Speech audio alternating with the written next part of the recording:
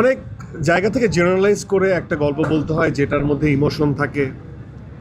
এই গল্পটা অনেক স্লো কিন্তু আবেগের, এটার মধ্যে অনেক টান টান উত্তেজনা নাই অনেকে বলেন, কিন্তু আমি উত্তেজনা দেখি। আমার এই ছোট ক্যারিয়ারে আমি এরকম চরিত্র পাই নাই, আমি এরকম মানুষ দেখি নাই। বিশ্বাস করবেন না, তাদের বাসায় গেছি, তারা কত পদ যে রান্না করছে আপনাদের কোনো আইডিয়া নাই। এই দুজন মানুষ ভাবে অসুস্থ থাকে, এই মানুষ আছে একরকম বিন্দাস। কত পদ যে রান্না করছে আপনারা ভাবতে পারবেন না। বসা বসায় সব খাওয়াবে।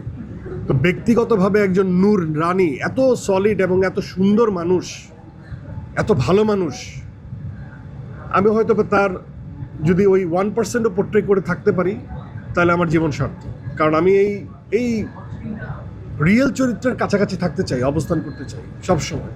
এবং আল্লাহ জেনে আমাকে সেই সৌভাগ্য দেন যে আমি যেন এরকম চরিত্র আমার ঝুলিতে যেন আসে। তো এতটুকু বলা।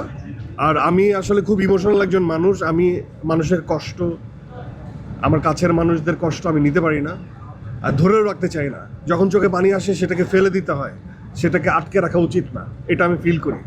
যেন আমার যখন চোখে পানি আসে আমি তখন সেটা ফেলে দিই। আপনারা এটাকে অন্যভাবে নেবেন না।